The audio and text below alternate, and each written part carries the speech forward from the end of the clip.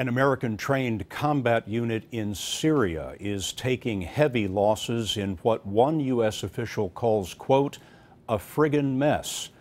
The U.S. is spending hundreds of thousands of dollars training Syrians to fight the Islamic extremist group ISIS. But only 54 soldiers have been fielded so far, and more than 10% have been killed or captured. Our Pentagon correspondent David Martin is told that others in the unit have scattered. U.S. and allied warplanes attacked 19 targets yesterday in Iraq and Syria. No U.S. casualties. ISIS dismembered Syria and Iraq and now runs its caliphate or government from its capital city, Raqqa.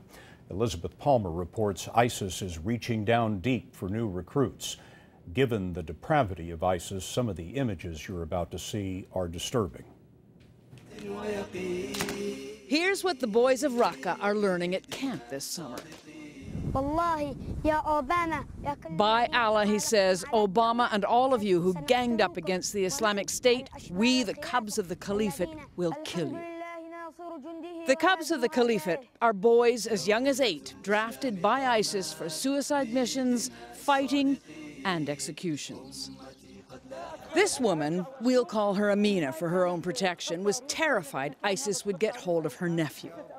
She escaped to Damascus last year, and now with huge relief, she's meeting him, 14 years old, and fresh off the bus from Raqqa. Back there, Amina told me, he was afraid to go outside in case ISIS got him. They look for kids 10 to 14 because they're easy to brainwash.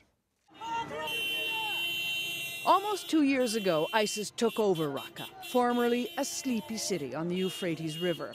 They imposed Sharia law and staged various public atrocities, which Amina knows her nephew witnessed. He's traumatized, clearly. What has he seen? The worst was the heads of the soldiers stuck on poles, she told me. My nephew vomited for 3 days straight. He, at least, has escaped the fate of so many other boys in northern Syria. But in spite of punishing airstrikes, ISIS still rules Raqqa. Do you worry about your mother? Of course, she says. What's your worst nightmare? Amina is afraid ISIS will kill her mother, and she grieves for the children of neighbors and friends trapped by violent extremists. Elizabeth Palmer, CBS News, Damascus.